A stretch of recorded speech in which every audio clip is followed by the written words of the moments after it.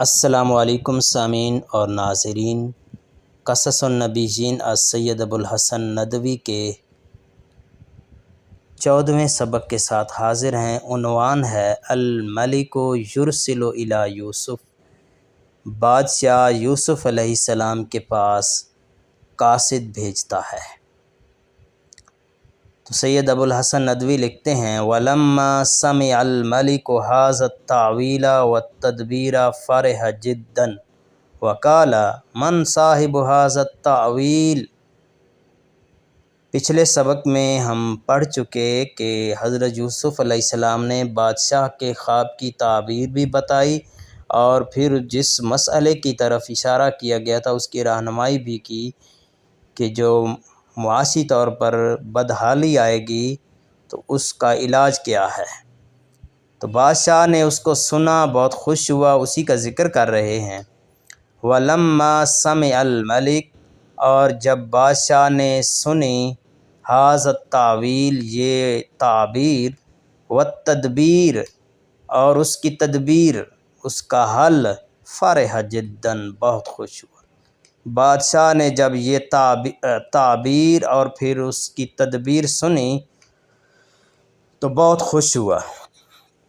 وَقَالَ مَنْ صَاحِبُ هَذَا التَّأْوِيلِ، اس تدبیر کا مالک کون ہے، یہ میرے خواب کی تعبیر کون بتانے والا ہے۔ وَقَالَ الْمَلِكُ مَنْ هَذَا الرَّجُلُ الْكَرِيمُ الَّذِي نَصَحَ لَنَا وَدَلَّ عَلَى التَّدْبِيرِ، اور بادشاہ نے کہا یہ کون اچھا شخص ہے، یہ کون اچھا شخص ہے جس نے نصیحت کی ہمیں اور تدبیر کی طرف اشارہ کیا۔ دل علی التدبیر، تدبیر کی طرف رہنمائی کی، اشارہ کیا۔ قال الساقی، شراب پلانے والے نے کہا ھذا یوسف الصدیق، یہ سچے یوسف ہیں۔